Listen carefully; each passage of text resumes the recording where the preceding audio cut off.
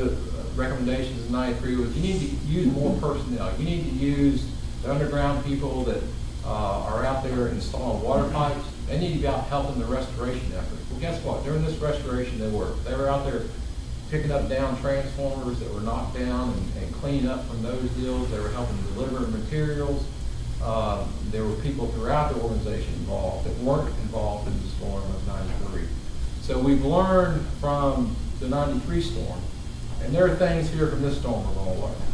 We've already had a meeting of all, well, a huge meeting of people involved in this last restoration effort to look at what can we do better, and to start brainstorming like we did in 93 on, okay, next time it comes, what do we need to have done different? What could we do better? And I think over the course of next year, we'll be working very, very hard to improve on what we did here. With that, let me introduce John Williams. John, stand up. John is our manager of overhead construction, all the line folks that was out there working during this effort and led that effort successfully. And he's also a person you'll see featured here. We're going to play the WBIR clip here to end this presentation. Go ahead, Coy.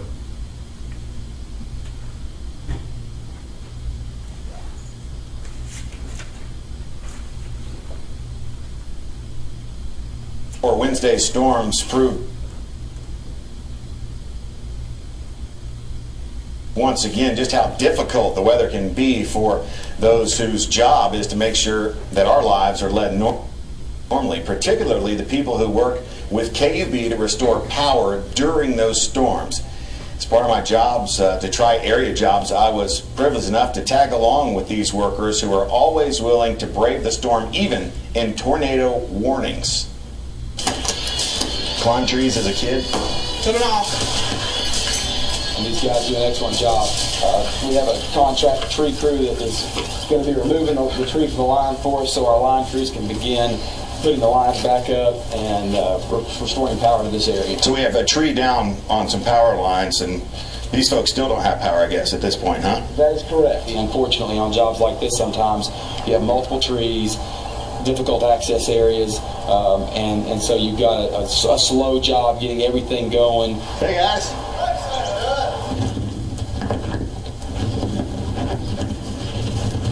We're still in the midst of a tornado warning. Does that ever cross your mind when you're out here doing this stuff? It does. It does, especially when it's thunder. Yeah. Now. But, you know, we got to get people back on. Just part of it, huh? About it. Yeah. And these guys do an excellent job, but it just takes a lot of time. Can you pull it, Jay? So what's he getting ready to do? He's going to, well, I'm going to pull the primary line back to him. He's going to sleeve it together right there, which will make it solid from this pole to the pole down there. It was broke. We had to cut it down, put a sleeve in it down there. Now we're going to pull it back up to him. That's what's coming up right here. You just step right over it.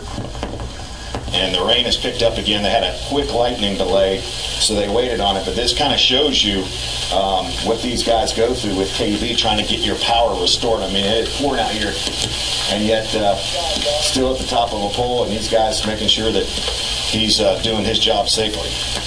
And you kind of have to work between lightning delays and everything else, huh? Correct. You just got that back on. Will that be the only one you climb tonight? Probably not.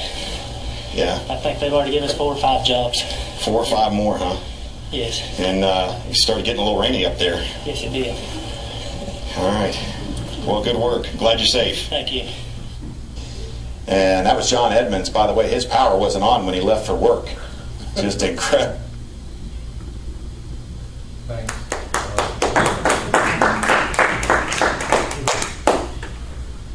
Anyway, I'd be happy to answer any questions. That's all I had. I have one for you. You know your graph where you show both storms together? Yes, sir. Those people who are in the low priority after the first storm and get down here towards the bottom on Wednesday, Yep. and then when the storm hits, do they, if it's a single or a small group, do they get put back to low priority? Thank you for asking that question. Something I should have answered. Actually, that was one of the things we recognized pretty early on after the second storm hit. We did focus on getting the transmission lines you know, and the substations, and that big fall off right there. We did focus on doing that. After that, we searched and we had people assigned to search and search and search and search and make sure that those last 1,000 people weren't the last again. So the people that were out from the first storm were given priority to get restored before the people in the second storm. To answer your question. Those are the kind of questions we get. Yeah. I'm not gonna say there wasn't somebody out there, but we made every effort we could for somebody not to be out 5 days. Mike, I know there's nothing average about any of this, but when one pole, and you have to replace one pole, what does that take?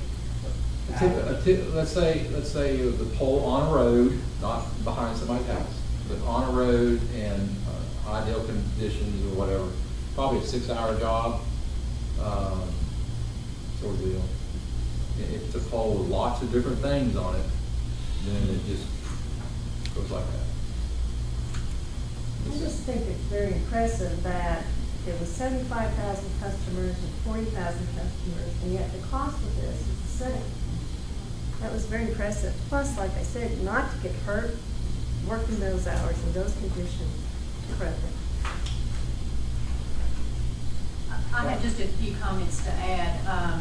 There are a lot of great stories that came out of the storm, and Bill Elmore and Mike Boland worked continuously during the storm. The Friday morning that we were overhead, there is a new apprentice lineman who I was introduced to, and they said, you know, tell him what you said, and he said, I'm not going to tell him what he said. Well, Mike worked with the crew overnight. He was out on the road with the crew during the night, and to be frank about it, this is not Mike's strength. So he was basically picking stuff up and kind of being the laborer, and this new apprentice lineman who had never met Mike before said to his buddies after a couple of hours of this, he said, this guy over here, he doesn't know much stuff. So then they said, you don't know who he is.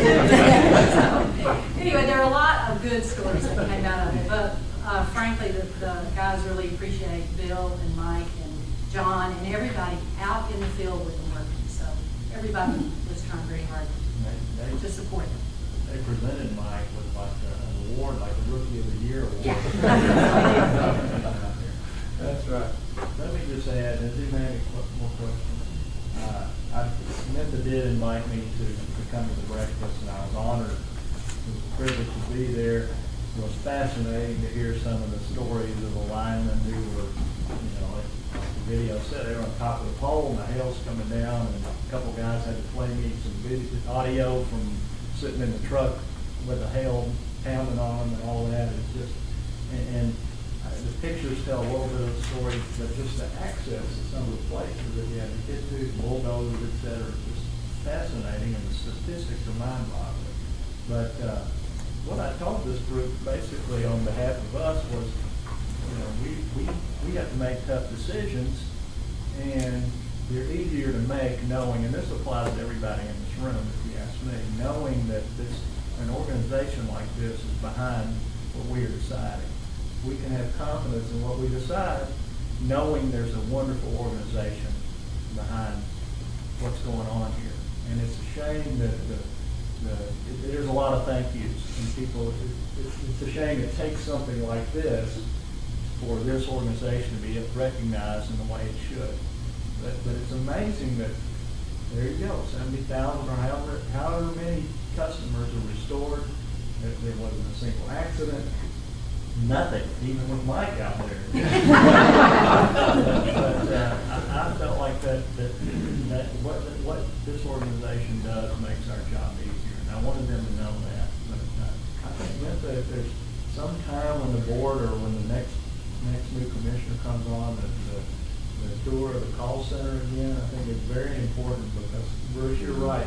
People don't understand why am I not back on? But when you see how those calls are coming in and they're routed and all the balancing and judgment that has to be done, I'm sure everybody wants to tell you, you guys want to say, okay, your power will be on at 2 o'clock tomorrow, because that's what people want to know. And it's just not possible, especially when you get to the thousands of little things that have to be done to get one person back on.